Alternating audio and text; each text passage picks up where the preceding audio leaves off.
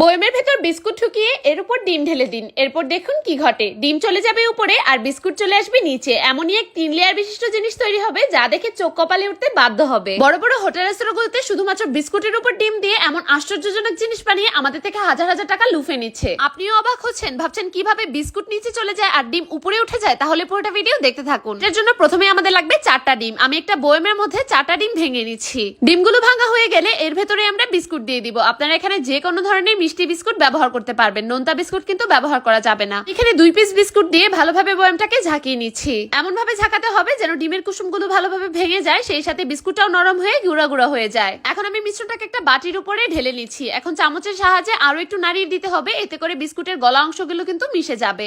এখন আমি 1 কাপ পরিমাণ চিনি এই মিশ্রণের উপর ঢেলে দিচ্ছি। চিনির সাথে খুব ভালোভাবে ডিমের মিশ্রণটাকে মিশিয়ে নিতে হবে। চিনিটা একদম গলার আগ পর্যন্ত কিন্তু মেশাতে থাকতে হবে। মেশানো হয়ে গেলে কুসুম গরম দুধ দিয়ে দিচ্ছি আমি এখানে 1/2 কাপ পরিমাণ। যতটুকু পরিমাণে ডিম দিয়েছেন ততটুকু পরিমাণে দুধই কিন্তু এখানে অ্যাড করে নেবেন। দুধের সাথে মেশানো হয়ে গেলে বাটিটাকে আমি একটা সাইডে রেখে দিব। এখন অপর একটা বাটিতে আমি ঢেলে নিচ্ছি আরো 2টা পরিমাণের ডিম। এই ডিমের কুসুমগুলো এখন আমাদের আলাদা করে নিতে হবে। আমি হাতের সাহায্যে আলতো করে ডিমের কুসুমগুলো আলাদা করে নিচ্ছি। এখন আমি দিয়ে দিচ্ছি 1 কাপ পরিমাণে চিনি। চিনির সাথে ডিমের এই সাদা অংশটা একটা হ্যান্ড হুইস্কের সাহায্যে ভালোভাবে মেশাতে থাকতে হবে। মেশাতে মেশাতে দেখতে পারবেন পুরোটা কিন্তু ম্যাজিকের মতন সাদা একটা ক্রিমে পরিবর্তন হয়ে যাবে। পুরোটা মিশ্রণ এরকম ক্রিমি ক্রিমি হয়ে আসলে আমি এখানে যে 2টো কুসুম আলাদা করে রেখেছিলাম, কুসুম দুটোও কিন্তু এখানে অ্যাড করে দিব। কুসুমগুলো দেওয়ার পর হ্যান্ড হুইস্কের সাহায্যে আবার ওইটাকে ভালোভাবে ফেটিয়ে নিতে হবে। পুরোটা ক্রিমের সাথে খুব ভালোভাবে মিশিয়ে নিতে হবে যেন পুরো সাদা অংশ আর ডিমের কুসুম ভালোভাবে মিশে যায়। এখন আমাদের লাগবে 1/2 কাপ পরিমাণ ময়দা। আমি একটা চালনির সাহায্যে ময়দাটাকে এখানে চেলে ঢেলে নিব। অবশ্যই কিন্তু এই কাজটা ফলো করতে হবে। এখন আমি দিয়ে দিচ্ছি আরো 1/2 কাপ পরিমাণ কোকো পাউডার। ডিম কতটা দিয়েছেন সেটার আন্দাজে কিন্তু বুঝে বুঝে নেবেন। 1 চামচ পরিমাণ বেকিং পাউডার আমি এখানে দিয়ে দিলাম। এবার সবটা মিশ্রণ খুব ভালোভাবে ডিমের সাথে মিশিয়ে নিতে হবে।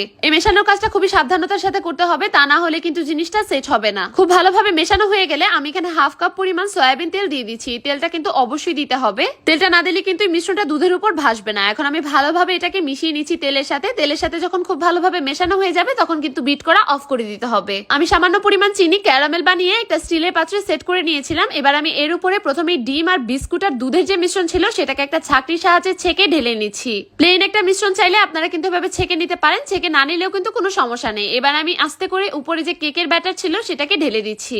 ব্যাটারটা ঢালার সময় দেখতে পারবেন এটা কিন্তু দুধের উপর ভাসতে শুরু করেছে। তেল দেওয়ার কারণে এটা কিন্তু এভাবে ভেসে যাবে, অনেক সময় কিন্তু মিলে যেতে পারে, সেজন্য খুবই সাবধানতা সহকারে এটা বানাতে হবে। ব্যাটারটা পুরোটা দিয়ে দেওয়া হয়ে গেলে এটাকে একটু হাত দিয়ে এভাবে প্রেস করে দিতে হবে, এতে করে বাবলস গুলো পড়ে যাবে। এখন একটা পাত্রের মধ্যে আমি একটা স্ট্যান্ড দিয়ে দিচ্ছি আর এখন পরিমাণ মতো আমি এখানে পানি দিয়ে দিচ্ছি। স্টিলের বাটিটা যেন হাফ পরিমাণে ডুবে থাকে সেই পরিমাণে আপনারা পানিটা দিয়ে নেবেন। এখন যে কোনো ঢাকনা দিয়ে প্রথমে বাটিটাকে ঢেকে দিবেন, তারপর আপনারা উপরের ঢাকনাটাও ঢেকে দিবেন।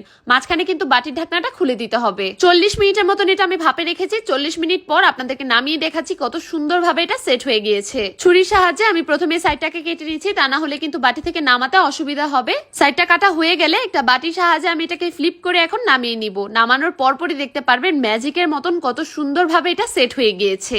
বিস্কুট দেওয়ার কারণে কিন্তু ডিমটা উপরের দিকে রয়েছে খুব সুন্দরভাবে শক্ত হয়ে, তা না হলে কিন্তু এটার সাথে মিশে যেত। আর ক্যারামেল দেওয়ার কারণে কিন্তু 3টা লেয়ার তৈরি হয়েছে। ভেতরে কেকটা যেরকম সফট হয়েছে তেরকমই কিন্তু পুডিংটাও হয়েছে। আর এরকমই আশ্চর্য সব পুডিং বানিয়ে রেস্টুরেন্টে কিন্তু আমাদের থেকে অনেক অনেক টাকা হাতিয়ে নেওয়া হচ্ছে। আমার ভিডিওর এই সহজ টিপস গুলো ফলো করলে আপনারা নিজেরাই ঘরে বসে বানিয়ে নিতে পারবেন হোটেল রেস্তোরাঁর মতন এত সুন্দর সুন্দর স্বাদের পুডিং। তাই এখন থেকে হাজার হাজার টাকা খরচ করে হোটেল রেস্তোরাঁতে খেয়ে বোকা না হয়ে আমার মতন বানিয়ে নিন শুধুমাত্র বিস্কুটের উপর ডিম ঢেলে ঢেলে এত সুন্দর সুন্দর পুডিং। এই জিনিস বানিয়ে যাকে একবার খাওয়াবেন সেই কিন্তু আপনার প্রেমে পড়ে যাবে। আর এরকমই সব গোপন গোপন টিপস পেতে আমার পেজটি ফলো করে আমার পাশেই থাকুন। ধন্যবাদ।